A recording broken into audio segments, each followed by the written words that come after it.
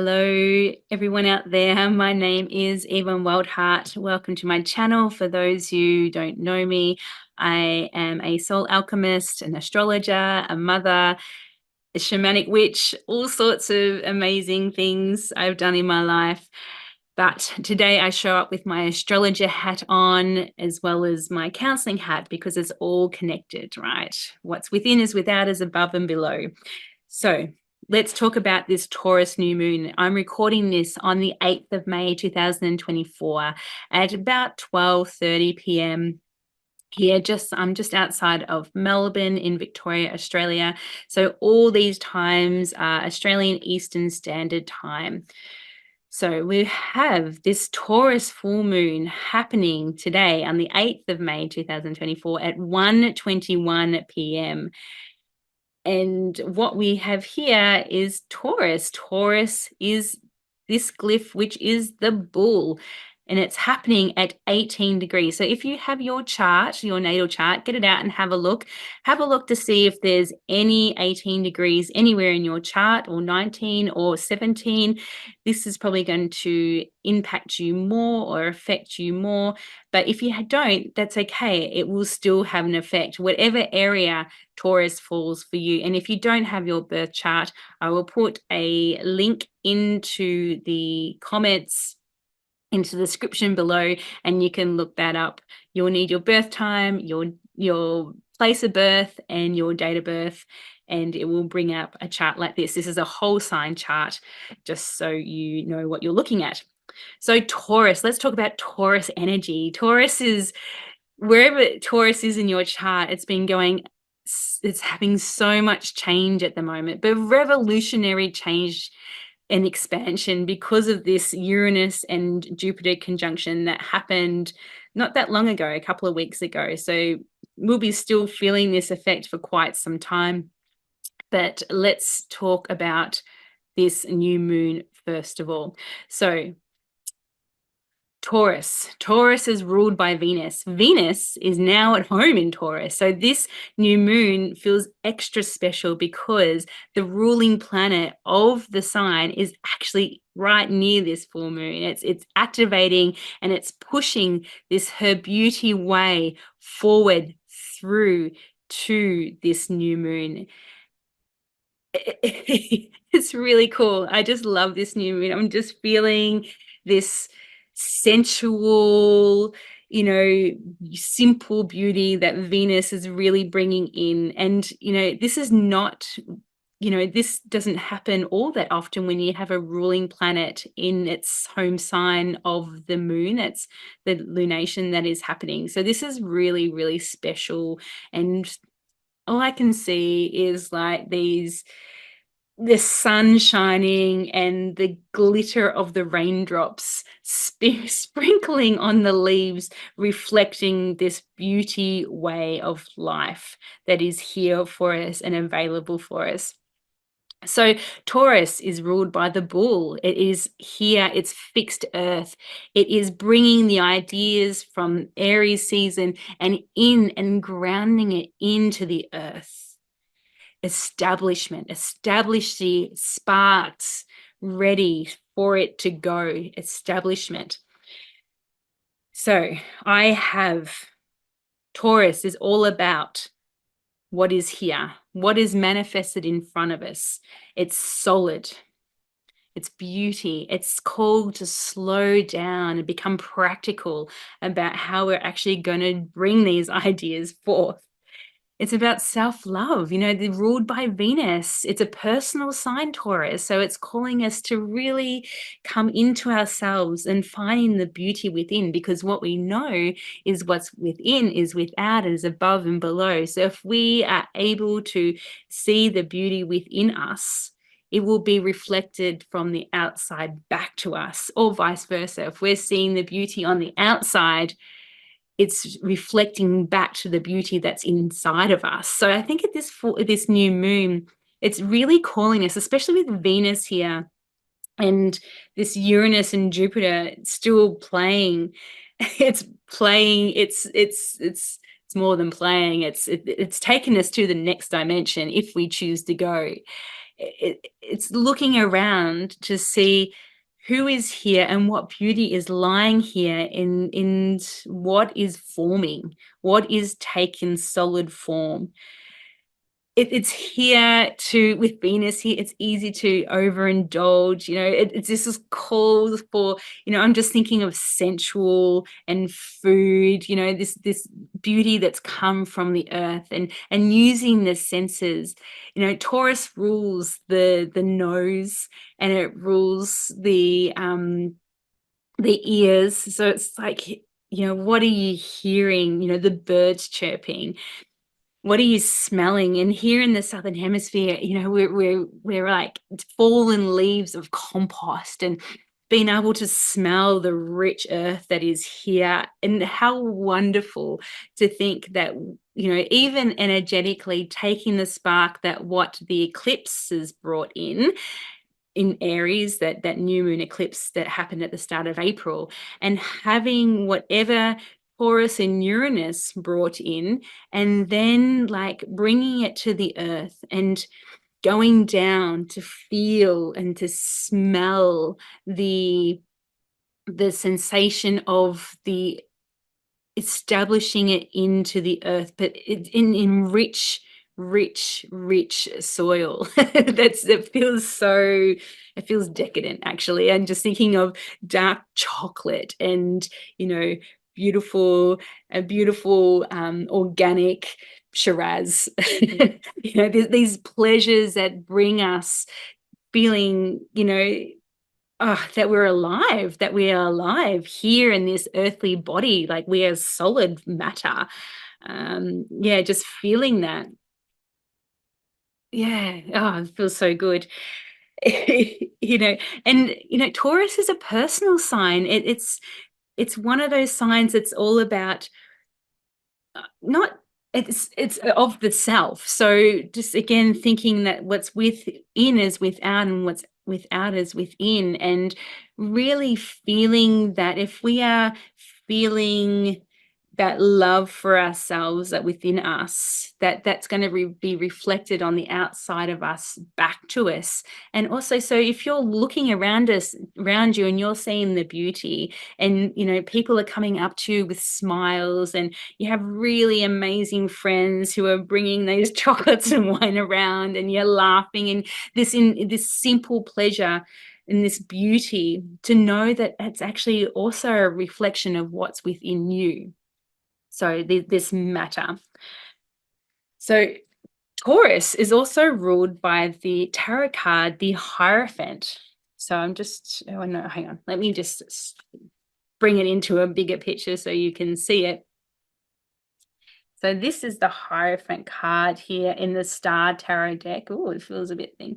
And the Hierophant is all about values and spiritual guidance, and seeking this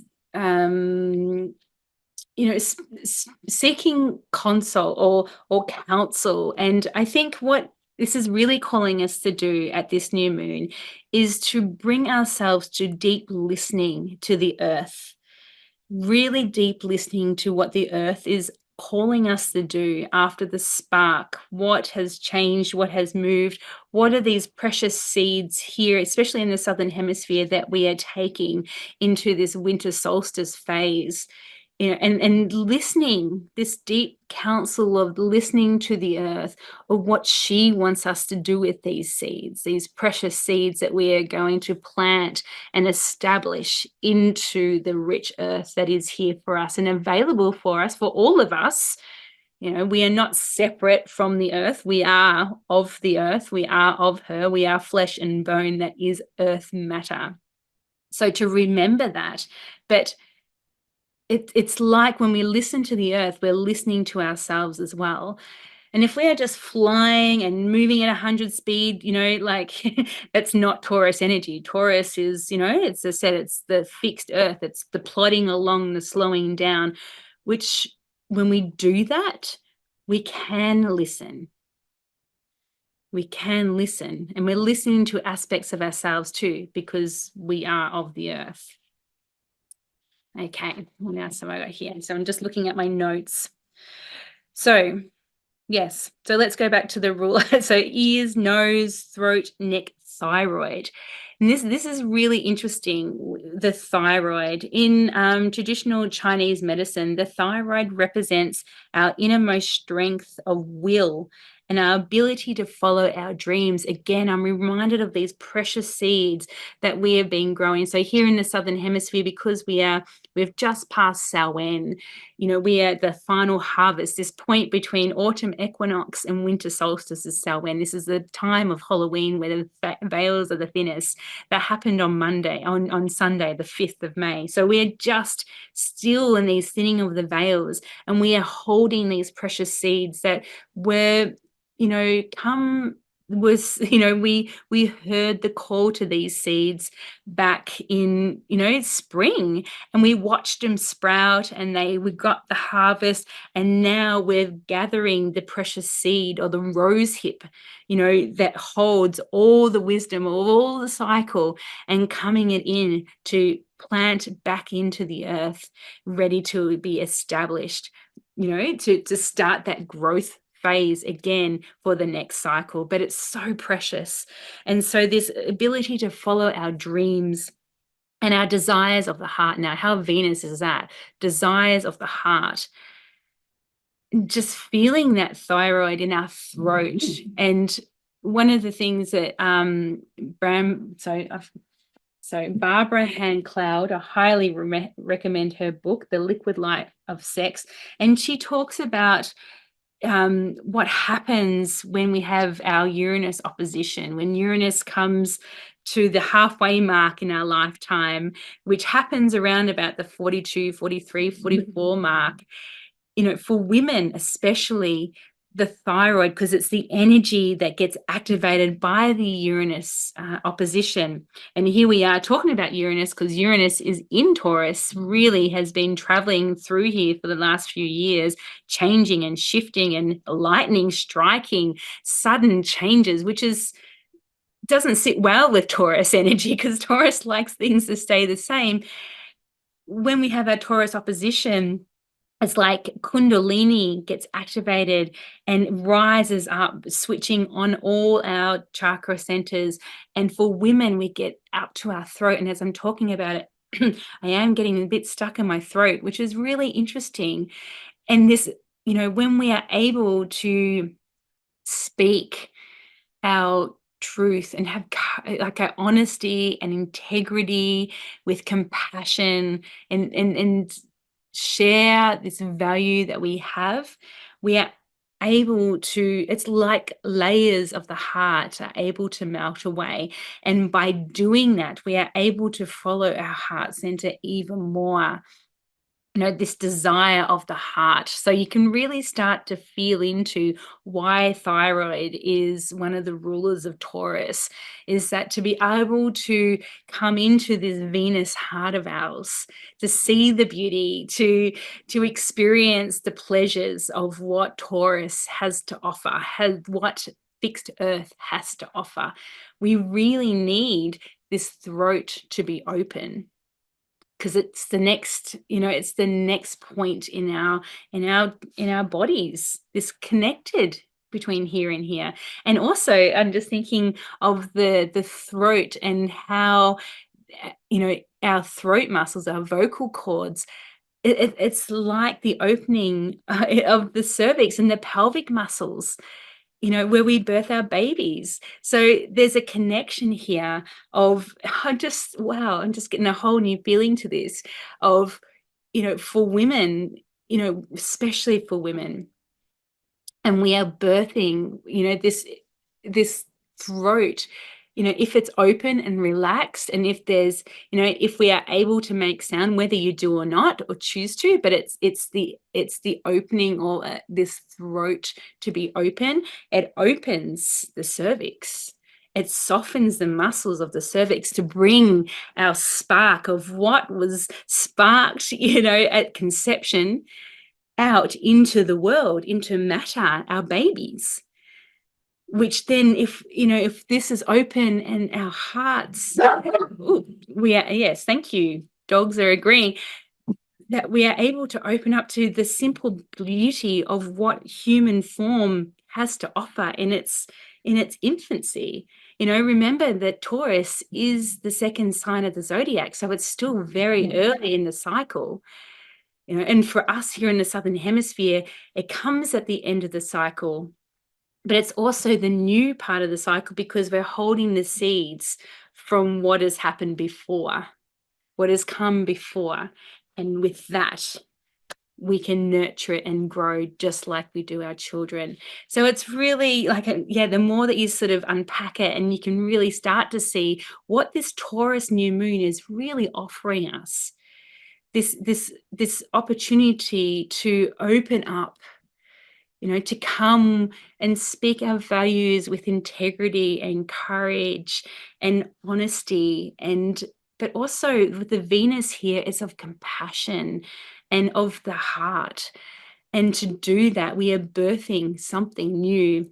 Something is coming through from those, all that, what felt like really chaotic energy going through April. This brings a solid format to our dreamings. And to bring in this at the new moon, do your new moon prayers. What are you calling into matter, into bring into solid format after the spark of the eclipse? So it's a very powerful new moon. So also, I just wanted to speak to you about this journey into the lead up of the new moon. So we had, as we know, the eclipses that happened in April. We had in Taurus again, this Uranus and Jupiter conjunction that happened mid-April. It is like Uranus is the sudden changes, it's the revolutionary, it's the expanded, unbounded, because Uranus is outside of Saturn's bounds. So if we look from an Earth perspective, we've got Mars, and then we've got Jupiter there. It's the biggest planet in our solar system, so it represents expansion, but yet it's bounded by Saturn, because Saturn, and here in Jupiter,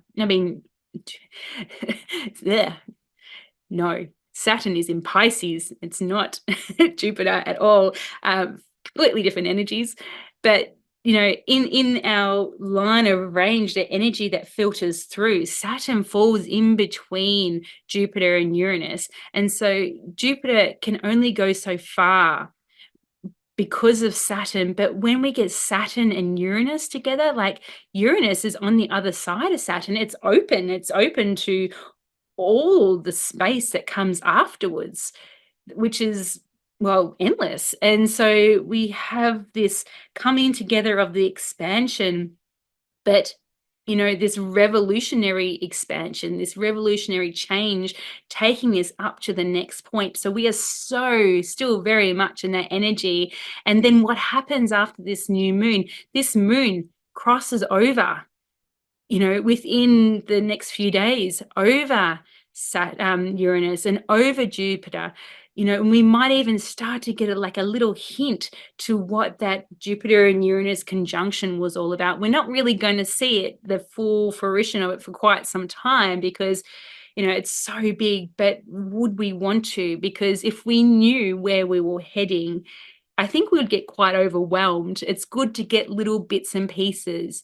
And I think it was Pam Gregory who mentioned, like, the caterpillar. If the caterpillar knew that one day it would metamorphosize and become this beautiful flying butterfly that could move to flower, and have this, free sky to move about, it would be just like, I don't even know how that's going to happen. And I feel that this is what this Uranus and Jupiter conjunction, it's like, from small things, big things happen, So to keep in mind, that is like, these glimpses that we're getting, just going, oh, wow. But yet there's more and more to come, which is so freaking exciting. So this new moon is sort of bringing in, like, this energy to get a further glimpse as to what was happening.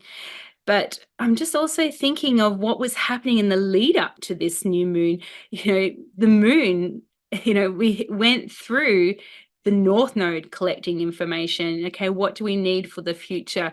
It went past this Mercury and Chiron conjunction, which happened just before the new moon. So this lead into the new moon probably would have felt a bit rocky.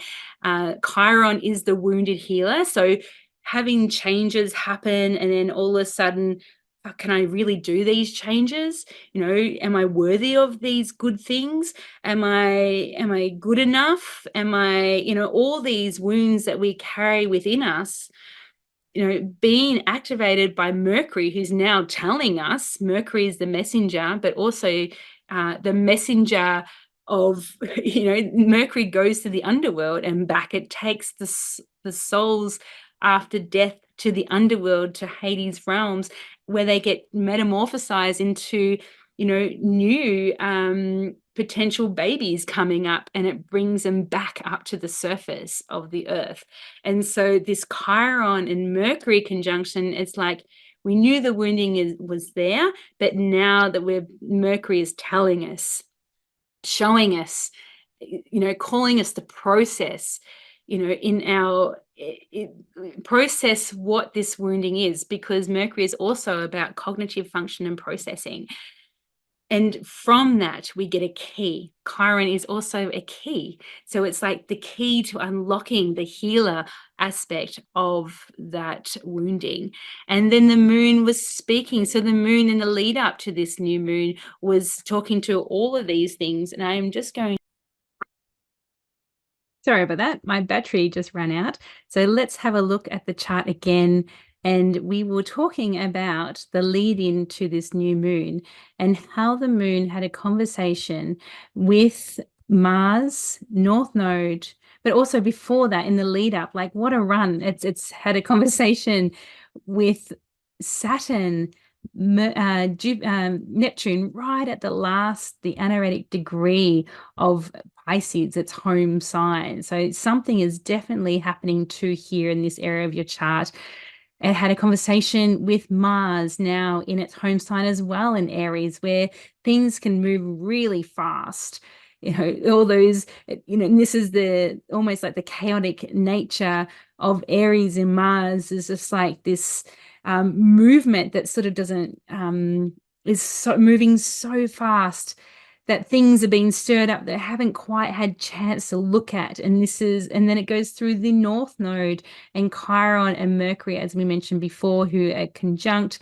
And then when it got to Taurus, it's like Venus. And so this run of the lead into this new moon, what were you letting go at the dark moon? What things were coming up for you to look at? What soreness, and what, especially with that Chiron and Mercury there, and then coming to the balm of the heart with Venus in Taurus, and just go, right, how can we make this more nurturing and nourishing? How can we bring the love back into this situation for us? And that's the precious seeds that I was talking about, and taking that into the new moon. So when you are doing your new moon prayers today or tomorrow, just think about what happened in the lead in to this new moon throughout this dark moon of the last cycle.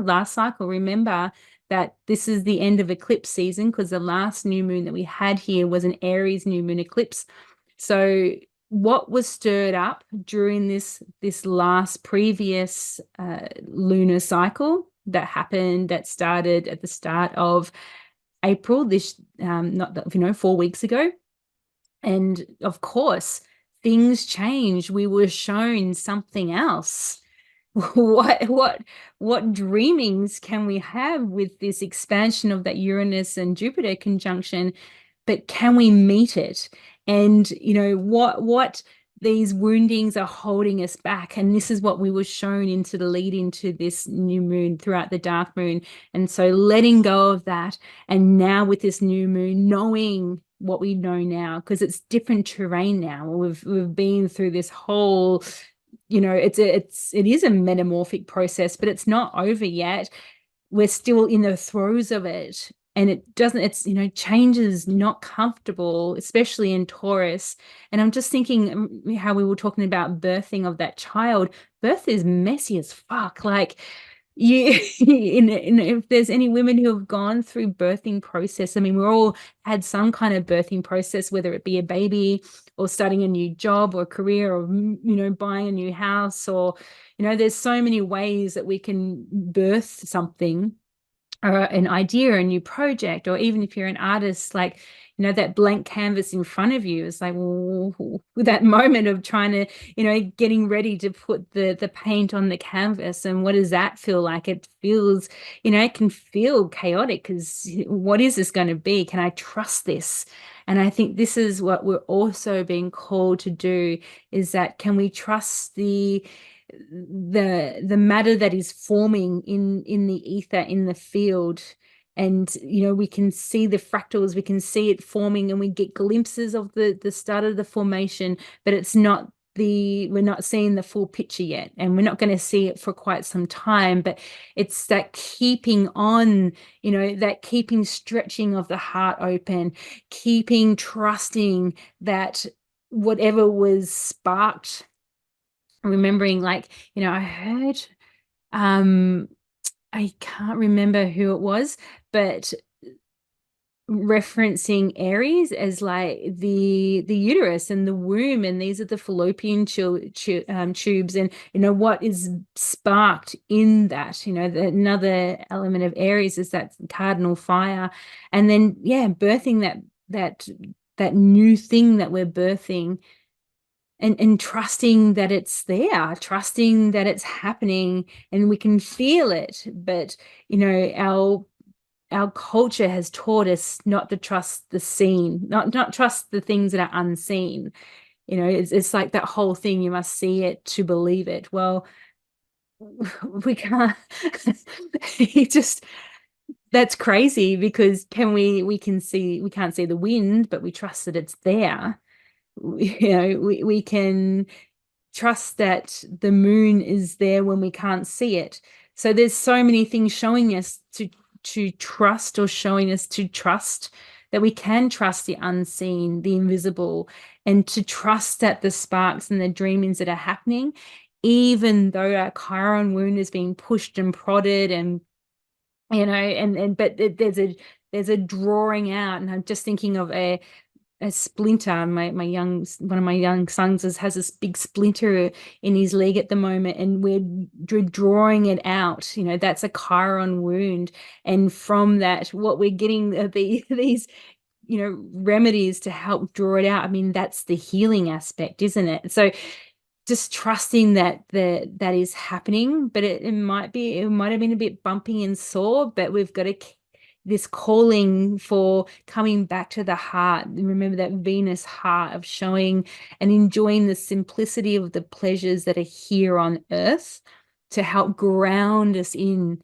and unfold. I'm just feeling like that, lying on the earth in the sun, and just feeling that rays. And even though we can't, we can see the light, but there is something hitting our face. The radiant light is hitting us, but we can't see the radiant light, right? We can see the light around us, but we can't actually see it. I'm just thinking of that mirage, but it's there. We can feel it. It's warmth, and Taurus calling us to come back to that, come back to the simplicities of the earth, of pleasure, to as an antidote to the healing, to help heal that Chiron ouchiness that happened in the lead up to this dark moon. And to keep dreaming, like, and after this, we have, the moon will move around here to really early degrees of Sagittarius, where it is the dreaming, it is the story, it's going out to the cosmos after the changes. And what now? So this is the beginning of this cycle that will take us to the Sagittarius full moon, which is ruled by Jupiter. So let's use this energy now to create a beautiful earth the beauty way in earth, that we can carry us through even when it feels sore, and find grounding in this simplicity of what's around us and what's available to us. We just, that call to open ourselves up to be able to see it in the first place. Okay, my throat is really interesting. Again, talking about the throat is starting to get croaky, so I'm going to go and tend to that. And I feel like I'm being called to go and lie on the grass. That's probably why I mentioned it. So much love to you all, and blessings on this Taurus new moon. So much love for my heart and my Taurian. I don't have a Taurus in the 11th house, but sending you so much love. Wherever Taurus is falling in your chart, I hope it's a deep blessing of beauty and pleasure. Thank you. Enjoy this beautiful new moon.